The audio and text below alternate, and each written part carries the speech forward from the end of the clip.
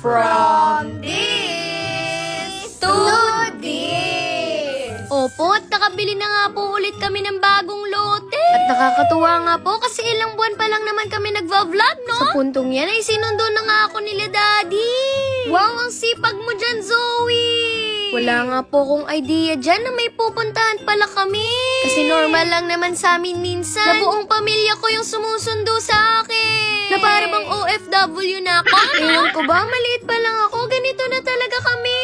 Na para bang kahit saan kami dalhin ay stick together talaga. At yun po yung pinaka nagpapasaya sa akin. At ito nga po, dito pala kami pupunta sa opisina ng Great Maya. Kasi for release na daw yung titulo ng nabili naming lupa.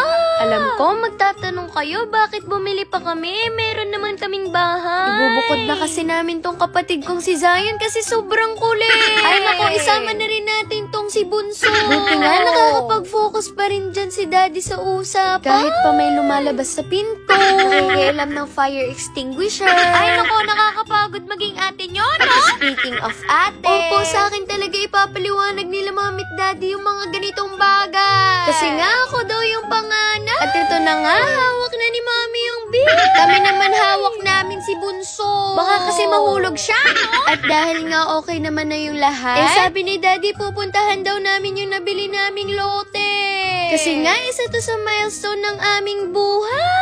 Ay nako, thank you Lord ka na lang talaga. At thank you rin Great Maya Land. Sa totoo lang, hindi ko pa po masyado naiintindihan yung mga ganito. Pero ang isang malinaw sa akin, mahal na mahal kami ng mga magulang namin. Kaya sabi sa akin ni Daddy, masisipagan pa daw namin yung pagbablog. Opo, para mas madami daw kaming ma-inspire. At laging sinasabi sa amin nila Mommy at Daddy, kung mangangarap raw kami, lakihan na namin. Pero wag daw namin lalakihan yung hakbang sa proseso. Kasi lahat daw ng bagay ay nagsisimula sa maliit. Ang totoo po niyan ay hindi po to galing sa pagbablog namin. Ito po ay galing talaga sa sipag at tiyaga nila Mommy at Daddy. Bless you, Zion. Opo, isa po ito sa bunga ng mga pinaghirapan nila.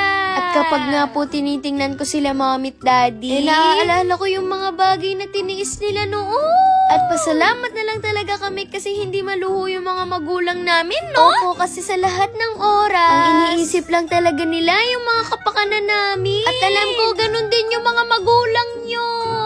Ayun lang. Mala MMK yung atake ng vlog namin ngayon Ay naku, sobrang thankful lang po talaga ako kila Mommy at Daddy. Kaya naman nag-promise ako sa sarili ko. Ay naku, pag yumaman talaga ang batang from this to this, bibilhin ko talaga lahat ng gustuhin nila. Pero sa ngayon, mag-aaral muna kami ng mabuti. Kasi naniniwala pa rin ako. Nakabataan pa rin ang pag-asa ng bayan, no? Hoy, Zoe, ang lalim na niya. Ay, sorry. Ayun lang.